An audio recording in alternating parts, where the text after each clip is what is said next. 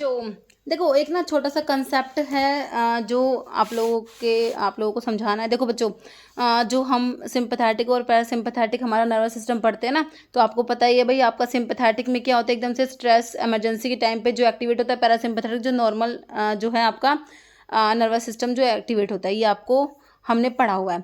ठीक है, तो यूरिनरी ब्लैडर पे जो है इनका क्या फ़र्क पड़ेगा उसके बारे में हम लोग पढ़ेंगे इसमें। यूरिनरी ब्लैडर जो होता है उसमें यूरिनेशन जो होता है उसको कैसे अफेक्ट करता है, कौन से मसल्स कॉन्ट्रैक्ट होता है, कौन से रिलैक्स होते हैं, तो ये इसमें मैं आपको बताऊंगी। देखो, आपका जो पैरासिम्पैथेटिक जो नर्वस सिस्टम होता है, पैरासिम्पैथेटिक जो आपका स्टिमुलेशन होता है, तो उससे क्या होता है, तो देखो आपका जो एक बारी समझते हैं यूरिनरी ब्लैडर के बारे में एक बारी। ठीक है, तो देखो, हाँ, जो यूरिनरी ब्लैडर होता है, ओके, तो यूरिनरी ब्लैडर जो है, ठीक है, तो ये जो ब्लैडर होता है इसकी वॉल्स जो या वॉल्स जो होते हैं ना, wall in the wall of urinary bladder there is detrusor muscle. कौन सी मसल होता है? डेट्रूसर मसल्स होती है ना।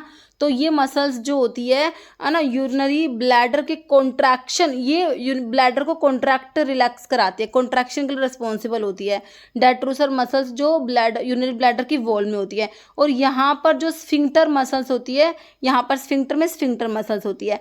तो जब पैरासिम्पैथेटिक नर्वस सिस्टम होता है, पैरासिम्पैथेटिक स्टिमुलेशन जब होता है बच्चों, तो उससे क्या होगा, आप यहाँ पर जो डेट्रूसर मसल्स है, यहाँ पर जो आपका पैरासिम्पैथेटिक स्टिमुलेशन है, तो एसिटाइलकोलिन के M3 रिसेप्टर्स यहाँ पर प्रेजेंट होते हैं।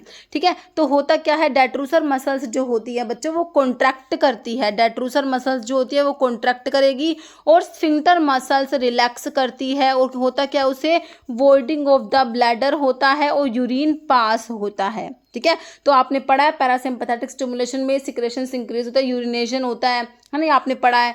तो ये पैरासिम्पैथेटिक सिस्टम स्टिमुलेशन में होगा। तो ठीक है, क्या याद रखोगे, डेट्रूसर मसल्स जो है इन the wall of the bladder, तो ये कॉन्ट्रैक्ट करती है बच्चों, स्फिंक्टर रिलैक्स होता है, वॉइडिंग ऑफ द ब्लैडर होगा, यूरिन पास होता है, यूरिनेशन होता है ना, मिक्चुरेशन होता है। This is the scenario about the parasympathetic stimulation. अब सिंपैथेटिक स्टिमुलेशन में क्या होगा, इसके अपोजिट काम होगा, है ना।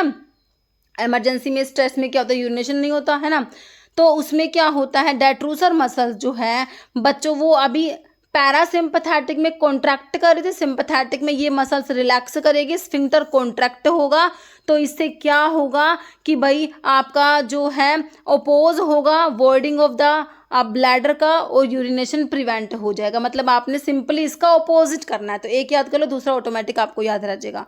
ओके, तो सिंपैथेटिक में क्या होगा, डेट्रूसर मसल्स जो है वो रिलैक्स करेगी और जो स्फिंक्टर मसल्स हैं वो कॉन्ट्रैक्ट करती हैं, और इससे क्या होता है, यूरिनेशन प्रिवेंट होता है, वॉइडिंग ऑफ द ब्लैडर का वॉइडिंग नहीं होगा, यूरिनेशन नहीं होगा। ठीक है, तो मेरे हिसाब से आपको ये समझ आ गया। देखो पैरासिम्पैथेटिक स्टिमुलेशन में देखो बच्चों, peristalsis in the ureter is increased, detrusor muscles contract करेगी, जो मैंने आपको बताया वॉल ऑफ द ब्लैडर की वॉल में होती है, वो कॉन्ट्रैक्ट करती है, और bladder trigonal sphincter muscles relax करेगी, वॉइडिंग ऑफ द ब्लैडर होगा, यूरिनेशन होता है बच्चों। ये आपका पैरासिम्पैथेटिक के बारे में। सिंपैथेटिक में इसका उल्टा कर दीजिए, डेट्रूसर मसल्स को करा दीजिए रिलैक्स करा दीजिए, स्फिंक्टर को करा दीजिए कॉन्ट्रैक्ट करा दीजिए, वॉइडिंग अपोज हो जाएगी, यूरिनेशन प्रिवेंट हो जाएगा। समझ आया? अब इसके क्वेश्चंस देखो कैसा बनता है क्वेश्चन इसके ऊपर। कह रहा सिंपैथेटिक स्टिमुलेशन ऑफ ब्लैडर कोज। अब ब्लैडर का सिंपैथेटिक स्टिमुलेशन से क्या होगा, तो मैंने क्या बताया अभी आपको। कह रहा डेट्रूसर मसल्स कॉन्ट्रैक्ट होगी, इंटरनल स्फिंक्टर रिलैक्स होगा।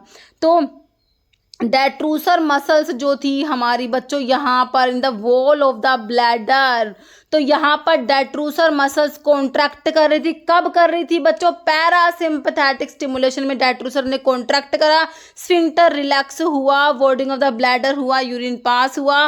This is all about parasympathetic stimulation. तो गलत हो गया, सिंपैथेटिक का नहीं होता, सिंपैथेटिक का ऑपोजिट होता है।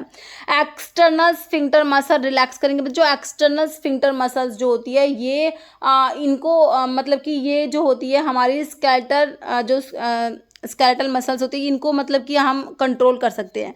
ठीक है, तो इसमें रिलैक्सेशन नहीं होता। इंक्रीज यूरिन का प्रोडक्शन, तो सिंपैथेटिक में आपने देखा है यूरिन का प्रोडक्शन इंक्रीज नहीं होता बच्चों, ये आपका पैरासिम्पैथेटिक में होता है ना। फिर detrusor relaxation and increase sphincter contraction. तो यही होता है सिंपैथेटिक में, डेट्रूसर मसल्स जो होती है बच्चों ये क्या करेंगी, रिलैक्स करेंगी, स्फिंक्टर कॉन्ट्रैक्ट करेंगी एंड अपोज होगा वॉर्डिंग ऑफ द ब्लैडर का, और डिक्रीज होगा आपका यूरिनेशन, प्रिवेंट होगा। ठीक है, तो यहाँ पर आंसर तुम्हारा क्या चला जाएगा, ऑप्शन 4 मेरे हिसाब से आपको समझ आ गया है। ओके, एक और इसी तरीके का क्वेश्चन देखिए, पैरासिम्पैथेटिक स्टिमुलेशन ऑफ ब्लैडर कोज। अब पैरासिम्पैथेटिक स्टिमुलेशन से क्या होगा, तो हमने अभी पढ़ा है पैरासिम्पैथेटिक स्टिमुलेशन में क्या पढ़ा है हमने, तो जो हमारा जो ब्लैडर है यहाँ पर आपके डेट्रूसर मसल्स क्या कर रही थी, कॉन्ट्रैक्ट कर रही थी, और जो स्फिंक्टर मसल्स थी बच्चों वो रिलैक्स कर रही थी, वॉर्डिंग ऑफ द ब्लैडर हो रहा था, यूरिन पास हो रहा था, यूरिनेशन हो रहा था। ये किसके बारे में था, पैरासिम्पैथेटिक के बारे में।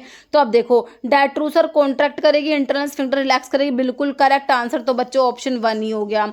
बाकी क्या, एक्सटर्नल स्फिंक्टर कॉन्ट्रैक्ट करेंगी, डिक्रीज होगा यूरिन का प्रोडक्शन, तो पैरासिम्पैथेटिक में प्रोडक्शन इंक्रीज होता है बच्चों, डिक्रीज नहीं होता, ये आपका सिंपैथेटिक में होता है।